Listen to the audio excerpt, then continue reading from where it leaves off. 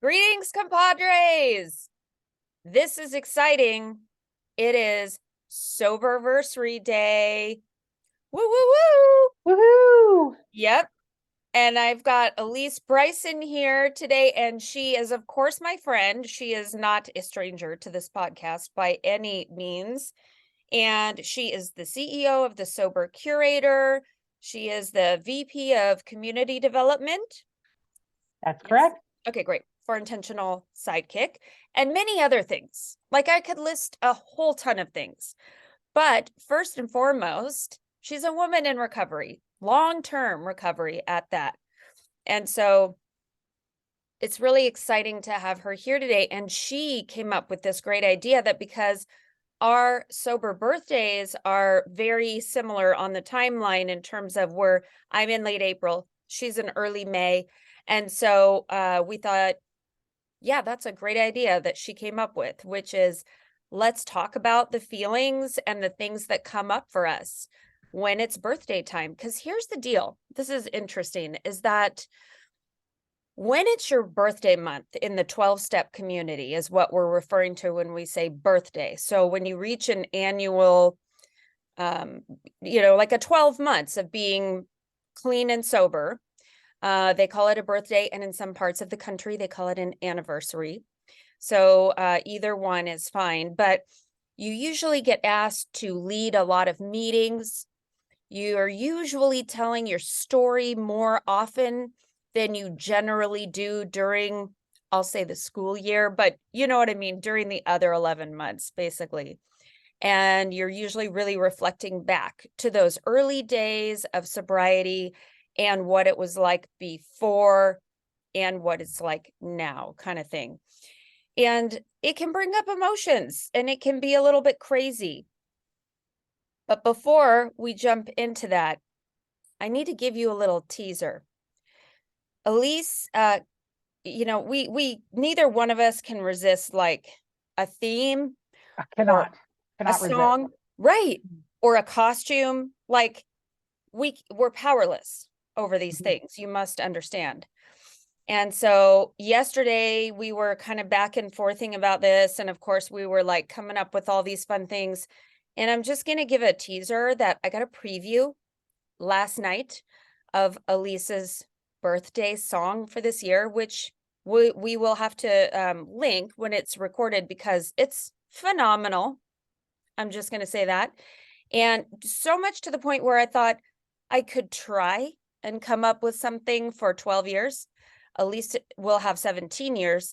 And so I could not come up with anything good for 12 years. In fact, the one thing that I did come up with was really lame. And I'm just going to tell you about it and possibly link it here. Probably I will link it there. What am I talking about?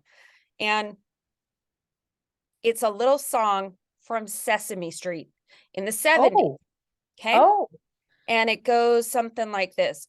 1, 2, 3, 4, 5, 6, 7, 8, 9, 10, 11, 12. Do you remember this at all? It's like, yeah, yes. it's like kind of like a disco. You almost think they're gonna break into like scat, like doo-ba-doo beep bop boo. And it's like this like pinball machine, and like you see the pinball, like it's really actually kind of psychedelic, although that went completely over my head, Mm. obviously, when I was a kid. But that was the only thing I could come up with. It was kind of lame, yet also kind of cool I because, think it's clever. I think we could have some fun making some graphics around that. Put some right? Sesame Street characters around you. I think we could have some fun with it. Here's a 100%. here's an Instagram reel about that in your future, right? I think so. I think so. I think there definitely is. And you know what's funny though? It is a little bit apropos because when I first came into the 12-step fellowship, that's how I got sober. Of course, we know there are tons of different ways to get sober. But for me, that's how I got sober. And I did feel like a ping pong ball or a pinball in a pinball machine and a ping pong ball. I actually felt like both because I just kind of didn't know what was happening. I didn't know anything of anything. I just felt upside down all the time. And I definitely had post-acute withdrawal syndrome that showed up in I mean, a multitude of ways for me, definitely cognitively and just kind of feeling, that raw, vacant feeling. So I definitely remember that. So it kind of fits. The other Go thing ahead. I'll say I like about the song for you, besides of the obvious 12, 12. And is this like, you know how when like, okay, my son, when he turned 23 and his birthday is November 23rd, they call that a golden birthday, right? When the date of the month matches the date of the age, it's your golden birthday. I was born on the 12th of July, so I don't think that was a thing back when I turned 12. But for you, this could be your golden, maybe this is your golden soberversary. And then the other part I like about the 1, 2, 3, 4, 5, 6, 7, 8, 9, 10, 11, 12 is that didn't it go kind of fast the last Yeah. 12 years, right? It didn't Yeah. feel like it in the beginning, I'm sure. But then, like, I don't know, you hit that 5 year mark, and then the rest just like speeds up really fast. Yep. First It's, 5 years, long. First five yeah. years, long, hard. Yeah. But then after that, it just kind of like goes. I am wondering, on that note of going and speeding up, I'm wondering if you might feel comfortable sharing your story about being on the freeway in I would early love to share 2000, that story. because Before I that's do, great. would you like me to sing a little preview of my birthday song? I was hoping you might. I have the lyrics right here, and this is dedicated to you because it is largely your idea. Oh, Like you sent me thank the video, and I was like, because I was like, I don't have a theme this year. And to be clear, I did not do theme years for my sober birthdays the whole time. Like the first time that I think I did any kind of a theme was on my 5 year soberversary. I was in Chicago at a conference, and so I was doing well professionally. That's what happens when you get sober, one of the benefits. you. And so I was to the point that I could afford, I really wanted to buy myself a pair of Chanel earrings. And Mm. I was like, this is my excuse because 5 year sobers is significant. And it could be my Chanel number 5, right? So that was the first time I ever did like a theme. And then I really didn't do any themes. But then last year, well, no, when I turned 15, that was significant. So it's like a quinceanera, right? When Yep. I turned 16, it was my sweet 16. But then coming around this year to 17, I was like, I don't have any ideas for 17 besides NC 17 rated. And I was like, that could go bad in a lot of different ways. But then you sent me the video of the song from The Sound of Music. I am 16 going on 17. And and then the magic happens. And here's a little preview. I am 16 going on 17. I know that I'm just fine. Fellows I meet may tell me I'm sweet and willingly offer wine. I am 16 going on 17, sober as I can be. Bachelors, dandies, drinkers of brandies, what do I need of these? Totally in control am I to face the world of booze. Timid and shy and scared, not I. I know I cannot lose. I need someone sober and wiser joining in things to do. If you are fun and actively sober, I'll enjoy time with you. Woo! Jazz hands, spirit fingers. So obviously I don't have my curtain outfit on yet, which will follow as soon as I make a trip to the Goodwill. But that, folks, is what happens when you reach long-term recovery. You lose your marbles, right? And Yep. everything becomes fun and a game, and your creativity spikes. And if you're fortunate like me to have creative parents, they join in on the fun. So yes, we had some fun rewriting that song last night. I love it. I love it. Love it. And what I love too is that it is so much fun. Like I did not expect being sober would be this fun. No, and like last year for my sober 16th, I know that you were out of town, unfortunately, but as you know, I threw myself a sweet 16 slumber party and I rented a themed out Airbnb house that was all decorated in 80s. And I told everybody to come dressed up in their favorite 80s outfits and we would have the slumber party and like we had fun with it, right? So, and I don't know that I'll always do something every year. It doesn't have to be a thing, but like it is a reason to celebrate, right? It's a really, it's a, because it is like a rebirth. And in some ways, I get much more excited about celebrating my sober birthday than my actual birthday, which in 12 step rooms is commonly referred to as the belly button birthday. Mm-hmm. Yeah. Correct. So speaking of 12 step rooms, I will now go into my freeway story that you mentioned. So when about this time, 17 years ago, it was the end of March, and I was quickly realizing that my life was on a one-way track down. Like I was in a downward spiral. My son and I had relocated to Seattle, which was great, and I had a great job. I was working at a large newspaper, but I was not surrounded by any family and friends because we had just relocated. And so my drinking at home had really taken off. Up until that point, I was very much a social drinker, but the drinking home alone had really kind of entered a new level. And I was really starting to realize that I definitely couldn't stop once I started. And it was starting to become a daily thing. And, up until that point, I was like, I don't have a problem with drinking because I don't drink every day. Right. I had all these stereotypes around what an alcoholic looked like. Right. And it certainly didn't look like me with my bleached teeth and my Lululemons. And so I had started going to different therapists, counselors, with this being the main issue that I needed resolved. And they were all, and I wasn't being honest with them. I was being kind of honest with them, right? And every person I went to was like, yeah, we would recommend that you do a 28-day inpatient followed by some outpatient and some therapy. And I was like, I'm not Sandra Bullock. I'm not going to go wait for 28 days. I'm a single mom. I'm a career gal. Like, I can't do that. I don't have the luxury of doing that. Right. And so, when these people wouldn't tell me what I wanted to hear, which was like, isn't there a pill I can take that would fix this? Right. Mm-hmm. I just kept going to somebody else, trying to find somebody that would tell me what I wanted to hear. Mm-hmm. And for whatever reason, they all just kept giving me the same feedback.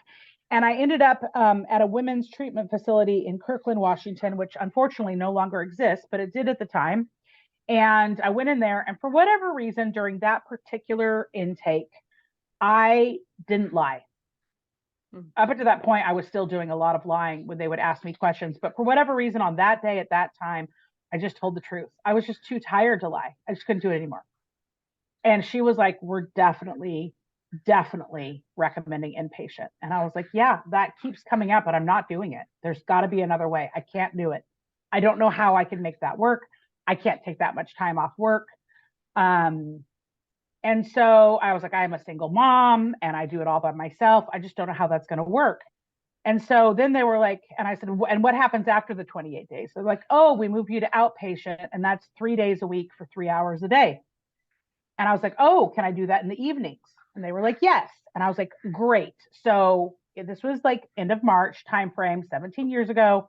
So I was like, listen, come June, my son will be on summer break.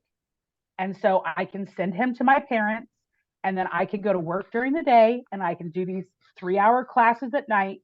And then I can still go and see him on the weekends. That's how I'm going to make everything work. And they were like, yeah, but you really do need to start with the 28 days. And I was like, no, I don't. I'm special. I'm special and unique. And they're like, okay. And when do you want to start? I was like, well, I can't start till June. And they were kind of like, okay. What are you going to do between now and then to not drink or control your drinking? I was like, what did you say? And they're like, can you control your drinking? And it was like this light bulb went off. I was like, well, I don't know. I never tried. Now, come on. I tried and I couldn't, let's be honest. But in that moment, I was like, I think I can. I think I can control my drinking. And they're like, but if you can't, what are you going to do? Have you ever tried going to a 12-step meeting? And I was like, oh, been there, done that. I went to one in Linwood. No, thank you. Right. No, thank you. Thank you. No, thank you. Hard pass. Those people are not like me. We have nothing in common. We don't look the same. Not interested. Right. Mm-hmm. And so they were like, okay, well, you can try your controlled drinking. If you find that that doesn't work, we do have a 12-step meeting here at this inpatient facility. And it's mainly people inpatient that go to it, but the women that have been through the program and then left, they often will come back. So we do allow women from the outside that are not staying inpatient to come to this meeting. You would be welcome to come to this meeting, and you might find that there are some people in there that look like you, act like you. You might find that you make some connections.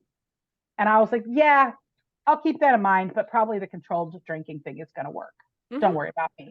I'll see you in June. So I signed up. Yeah, I got this. I signed up for the June thing. I was like, it's fine. So then over the next couple of weeks, basically the entire month of April, right, I tried the whole controlled drinking thing. Amy, that doesn't work for me. I'm going to guess it didn't work for you either, right? Nope. Yeah. So here was the thing.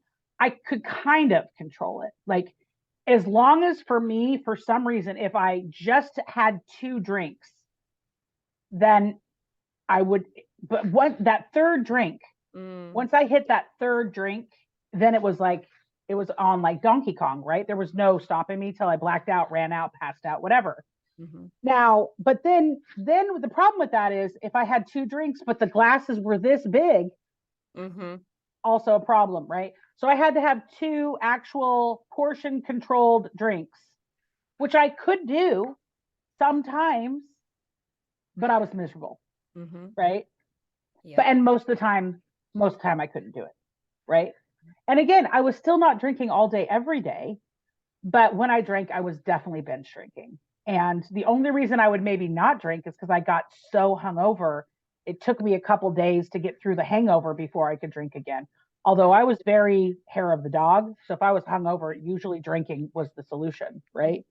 Yeah. So that continued through the month of April of 2006 and not effectively. It was not working well.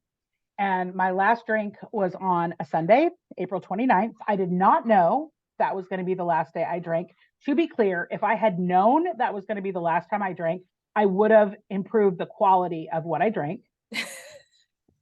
You drink? Yeah.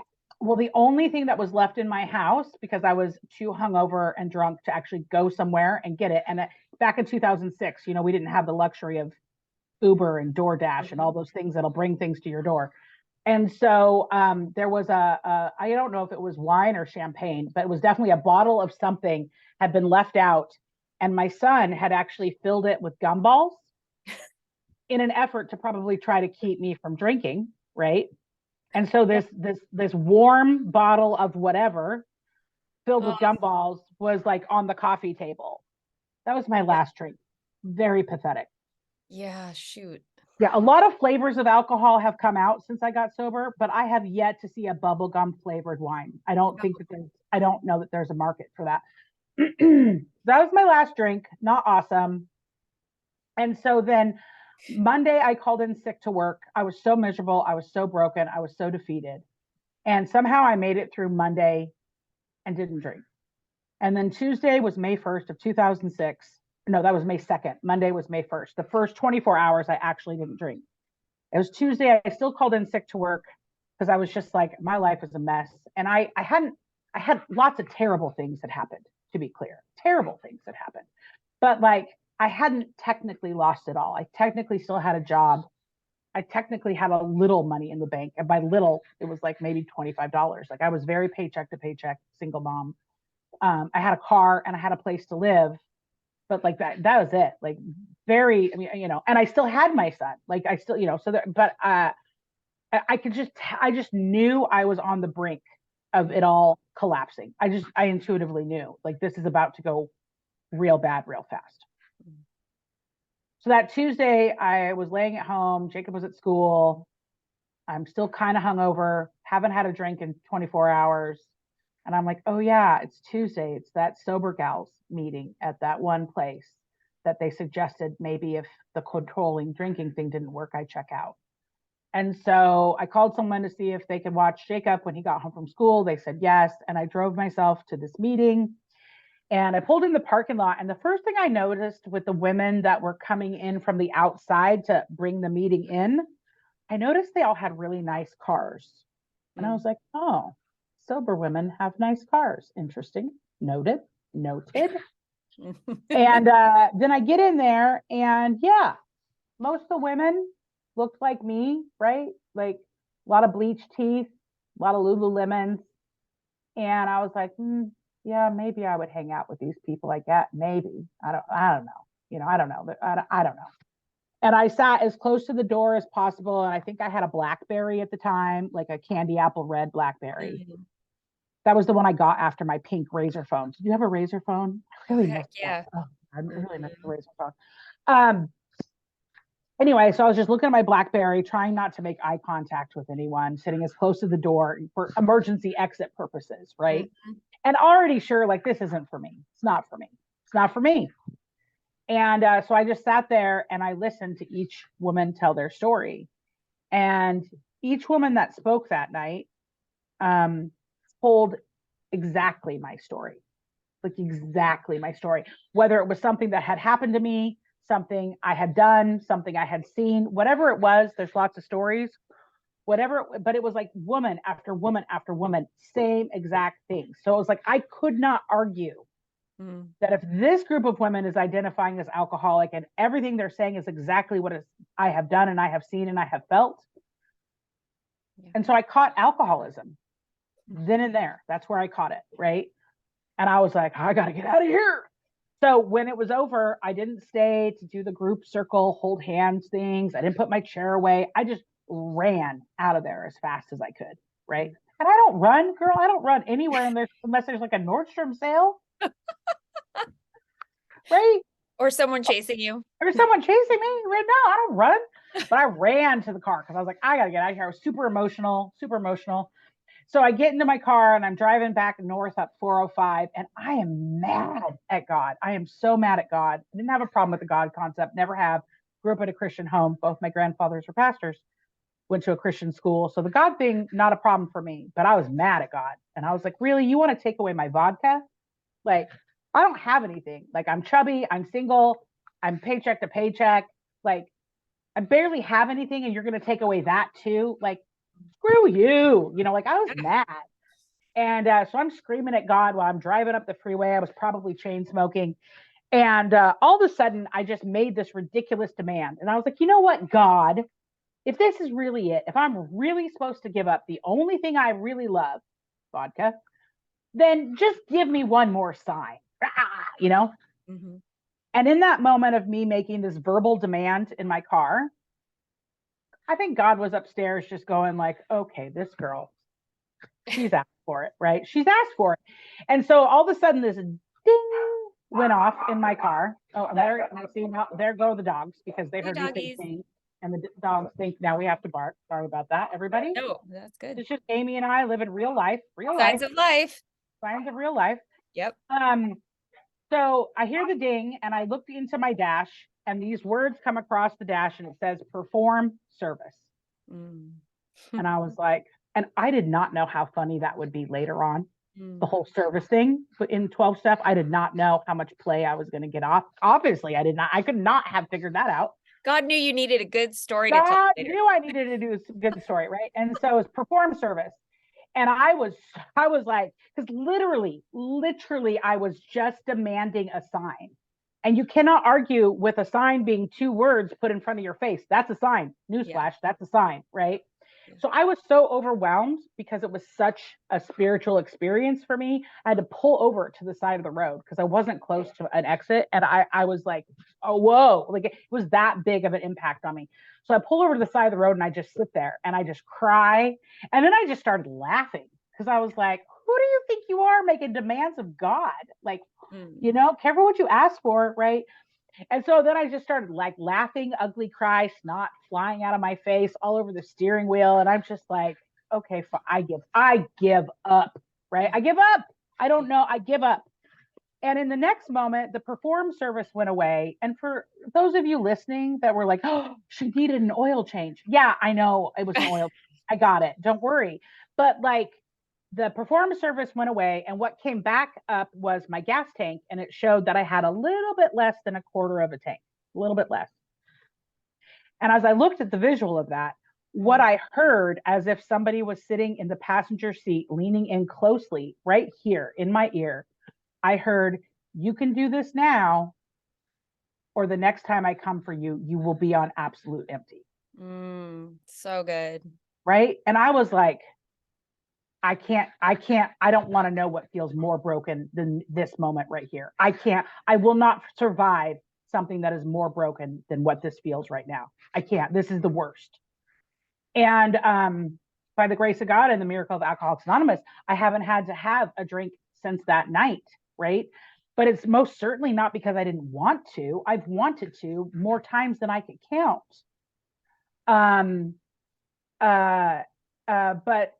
So I threw myself into peer support 12-step meetings, and I did start that outpatient. And so I did meetings for the month of May. I got a sponsor and a book because that's what I was told to do. I started the outpatient treatment, and I went 3 days a week, and my son went to my parents' house, and I saw him on the weekends. And I made a pack of little friends in that treatment group. And there was like 5 of us, and we would roll around together and just kind of stay together in this little cohort. So that's how I spent my summer in 2006, is piecing my life back together in the evenings. And then when I wasn't doing that, I was going to meetings. And then when I wasn't doing that, I was catching up with my kid on the weekends. And I just did everything I was told to do. I didn't do it well. I didn't do it perfectly. And then over the years, I had to add more things. I had some outside issues that definitely needed, therapists to work through. I've had life coaches. I've had to get on some prescribed medications because of some outside issues. My spirituality and my relationship with God has evolved, and I had to try on a bunch of different churches. So it never stayed the same, with the exception of the basics. And the basics are stop lying, trust God, clean house. Right? That's it. That's it. So, and it's interesting, that night after that car experience on the road, I went home, I picked up Jacob, I went home, and I had to change a light bulb in one of the bathrooms. And there was one of those really bright round bulbs. And I burnt the inside of my hand, like inside of my wrist. And that scar stayed there for 2 or 3 years. I don't exactly remember when it went away, but every time I would look at that scar, which was basically daily, I would remember exactly how I got burnt. And then the next thing was exactly what happened before it, which was driving home from that meeting and that spiritual burning bush experience. Because God knew I don't have a very good memory. I have a really good forgetter, right? And especially when things get good, I can easily forget what I'm supposed to be doing. So he was like, no, this girl needs a permanent reminder, at least for a while, of something she's going to see every day that reminds her of that day. So she does not forget that brokenness and that emptiness that she felt. And over time, the scar went away. But the reminder of that day and what happened that day has never changed. And it's weird because with 17 years in recovery, I have told that story a lot, right? A lot. I've told that story so many times, and I'll continue to say. Honestly, it's my story. I don't have any other story. Like until I relapse, that's my story. That's all I got. It doesn't change. So now when I say it in a group, but I'm like, sorry if you've heard this before, but it's the only one I've got, right? Like it's still the same one. But it has really resonated with me. And it's, a lot of things, I could like pull the parallels out of, I had to get out of the driver's seat and let God take over, right? Yeah. I had to let go of the expectations, and then the service work for me, because I believe that service work is the secret sauce to not only recovery, but living a fulfilled life. When I am of service to other people in whatever way that looks like, I am out of self. And when I am out of self, I am out of misery most of the time, right? So the parallels of that story have continued to just kind of weave their way through my life. Yeah. Dude, thank you. Like, you said so much incredible stuff. Like, I identified with everything, of course, but the whole idea of, it's not good timing for me right now. I'm going to just go ahead and do outpatient, but I need to do it in June, because I've got these things going on and, my schedule doesn't really allow for it right now. I did the same, kind of thinking in my head. And when you were identifying with the females in the meeting, um, I was thinking about the first meeting that I went to, and I was given a big book. Mhm. And I started leafing through that. I was drunk, by the way. I started leafing through it, like the stories in the back of the book. And they like pierced me because I identified so completely with the feelings that were being described, right, by people who had shared their stories and they were put in the back of the book. So the loneliness, the emptiness, the feeling not enough, feeling different than everybody else, feeling like you guys all had the secret manual to life and I didn't get a copy. Like all of those feelings I completely got. And it was weird. It was like I knew the place for me was in a 12-step fellowship. Like I knew I was an alcoholic at that moment. And I was like, well, I'm going to go ahead and put this book in the Goodwill pile because I didn't want to face it.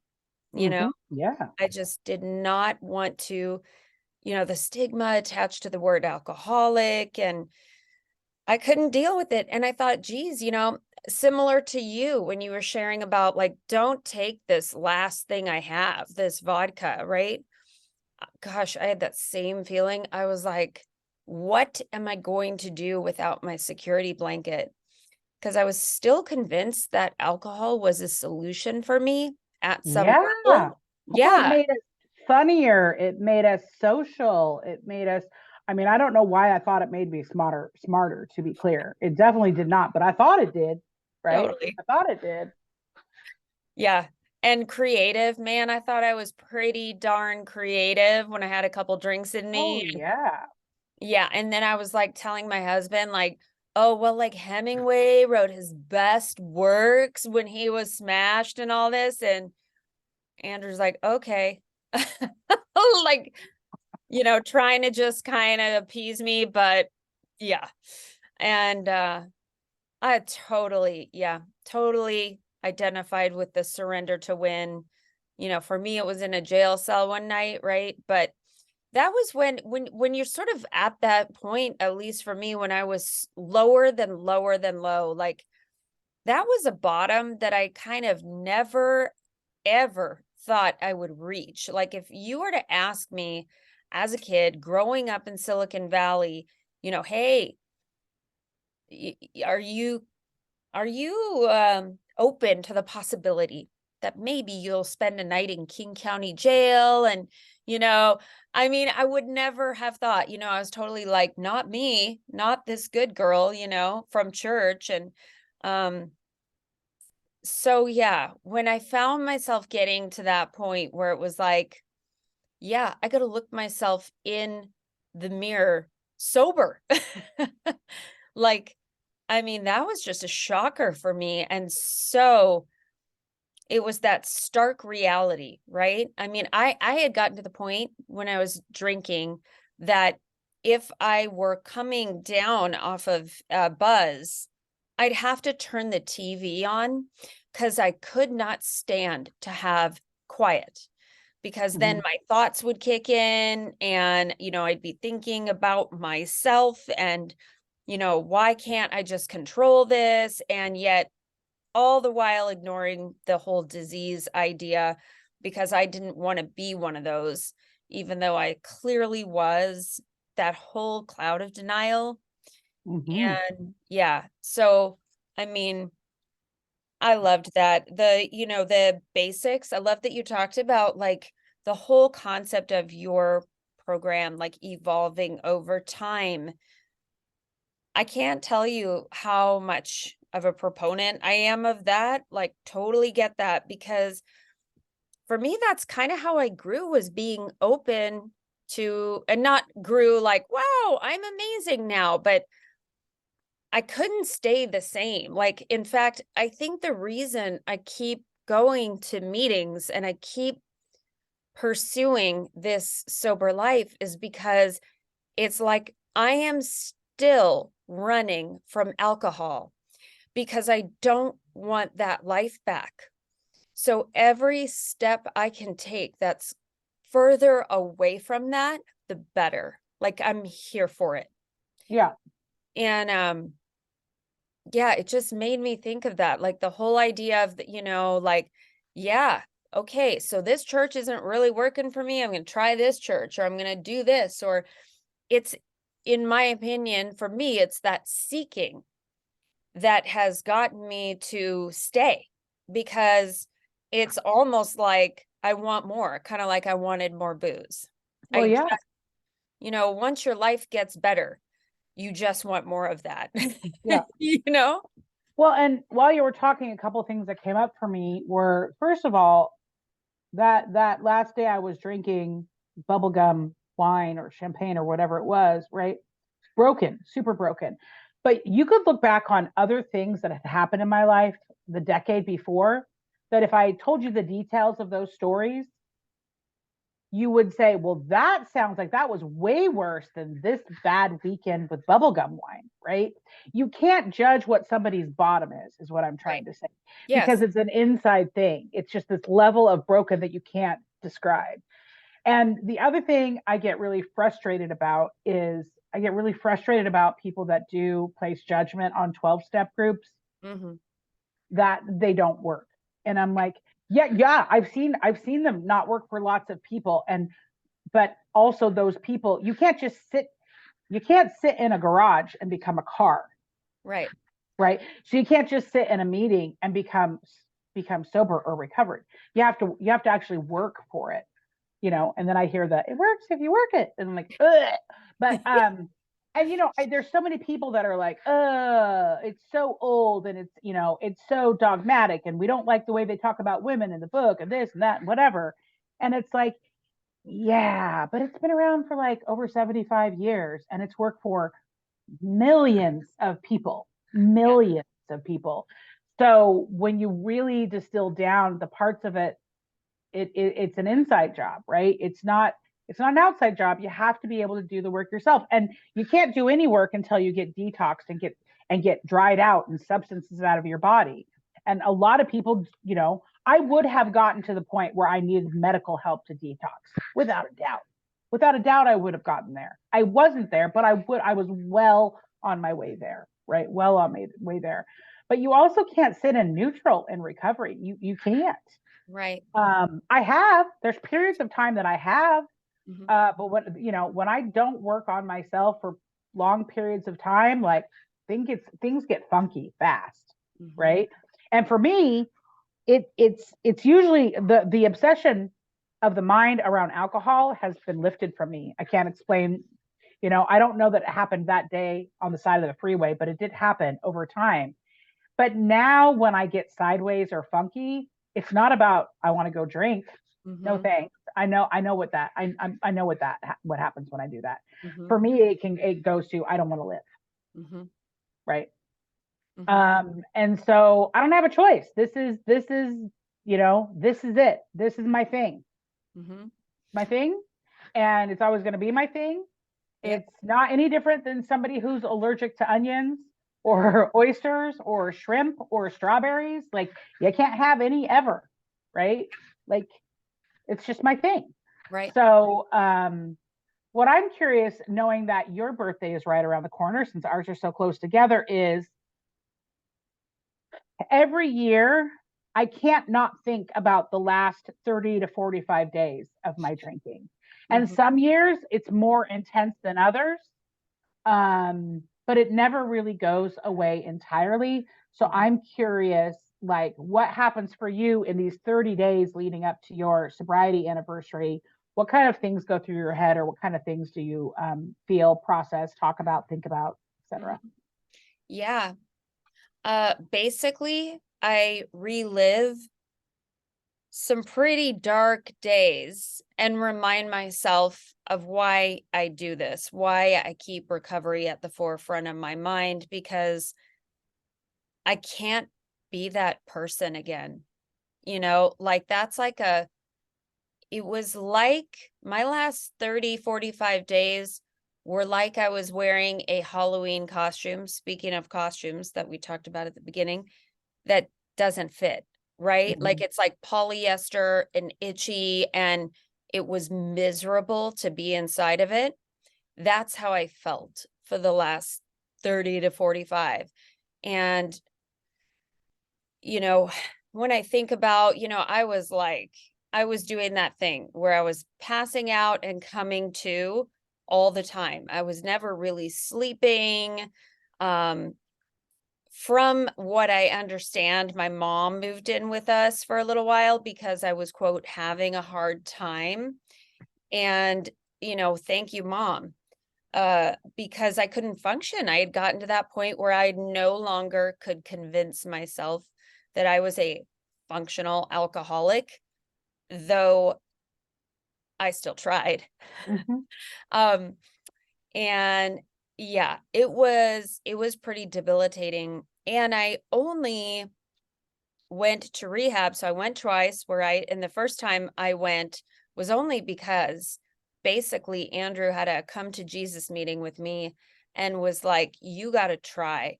And he sort of disguised the entire concept of rehab by telling me that it was to go work on my postpartum depression. And that's the only reason I went. And so, surprise, I get there and it's rehab. I was like, plot twist, right? I was so mad. I mean, come on, what was I thinking? Jeez. But yeah, so it was terrible. But here's the interesting thing that I cannot forget to say. When you were just talking, I thought about this, is you were talking about how the obsession to drink was removed.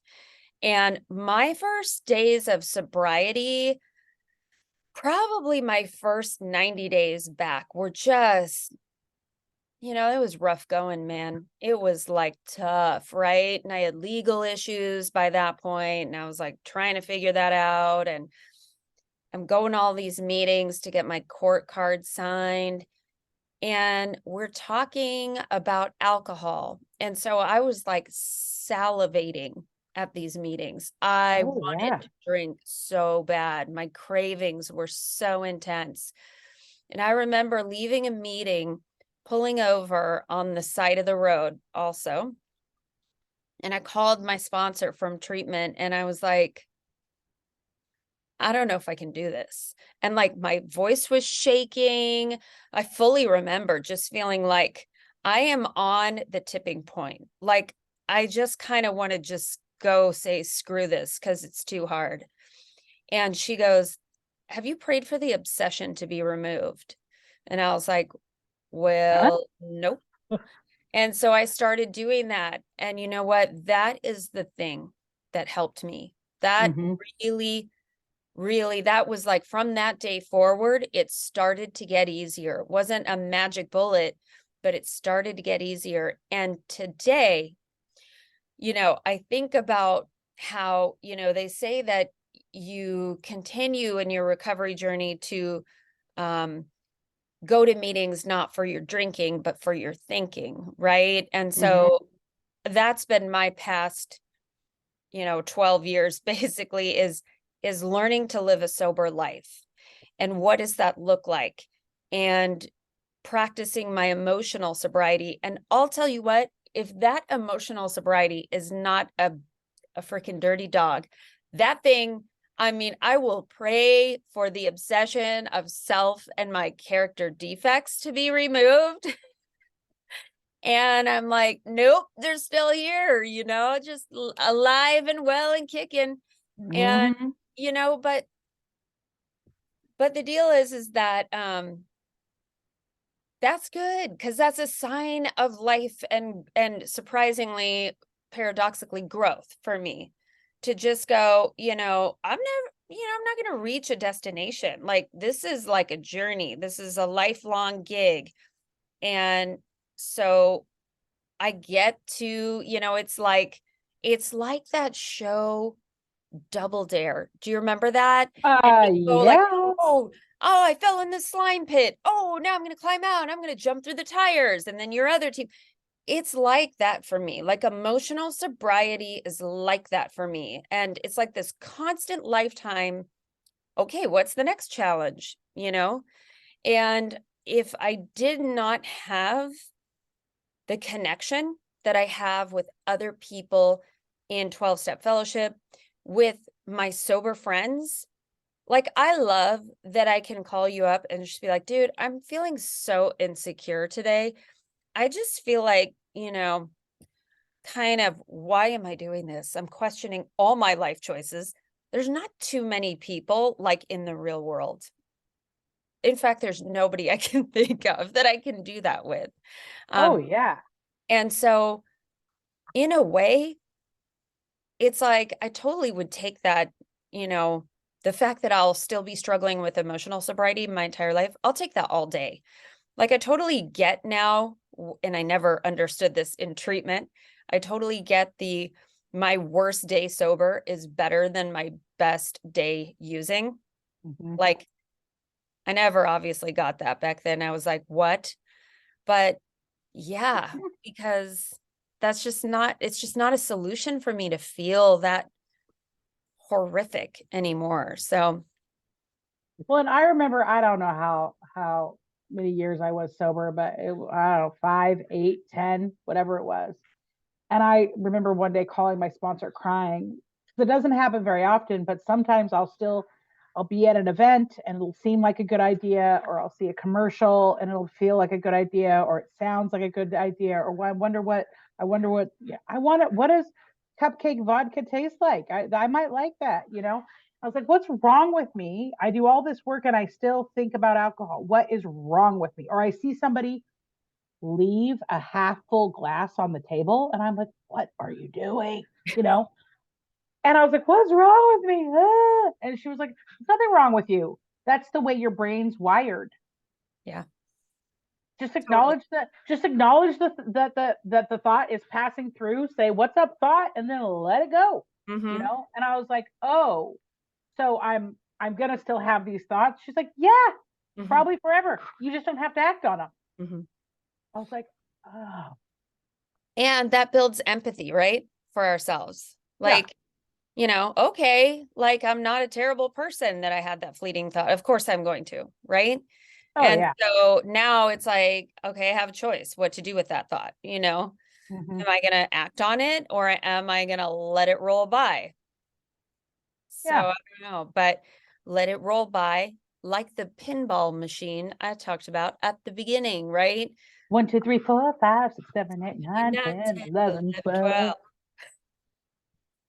So, Alysse, okay, we can make a 45-year podcast episode. We would never run dry of things to talk about.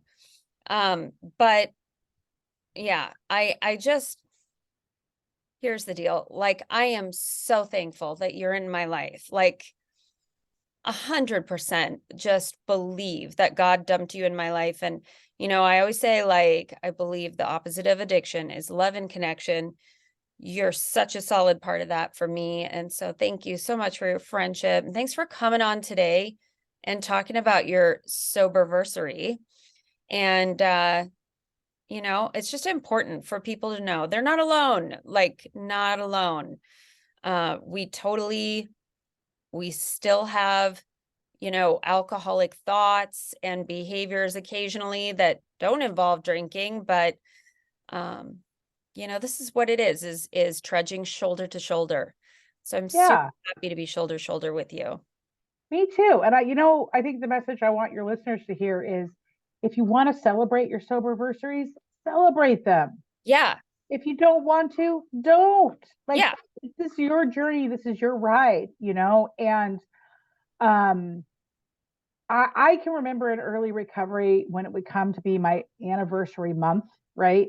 That I loved it because you do get so much attention. And I love attention. I love it, right? But as time has gone on, I'm actually really grateful that my sobriety date is May 1st. So I don't have to do it like all month long unless I want to. But you know why it's still important to do it? And I get this question too, like 17 years, why do you still go to 12-step meetings if you got 17 years? Like, what's wrong with you that you have to keep going? I'm like, okay, well, if we all got fixed and stopped going, then who would be there for the new people coming in, right? There's that. Yeah. And now I just lost my train of thought. Um, but it's just like you get it, you can celebrate as loud and proud or as quietly as you want to, but choosing to live, which is what happened the day we both put the bottle down, like that should be celebrated. Whether you celebrate it every day or once a year, it should be celebrated. Mm-hmm. Yep. Totally agree.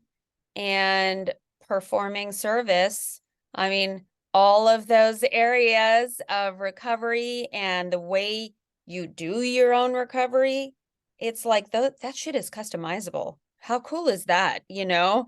And I love that. Like, as long as I'm not drinking, like, hey, yeah, I mean, I could get sober the Akron, Ohio way or the New York way. There's all these little nuances, There's a and million different ways. none of it matters. Like, what Mhm. matters is that I'm contributing positively to the stream of life today, far more than I was 12 years ago. Like, Yeah, it's not a question. yeah. And that's huge. It feels amazing. Just that alone feels amazing, not to have that vacancy of spirit and soul, right? So yeah, so celebrate or don't, but if you're me and Alysse, we're celebrating. In We're costume. celebrating. In costume. Celebrate. Yeah. All right. So on that note, be kind, rewind. Thank you for the honor of your time. Take what you like and leave the rest behind.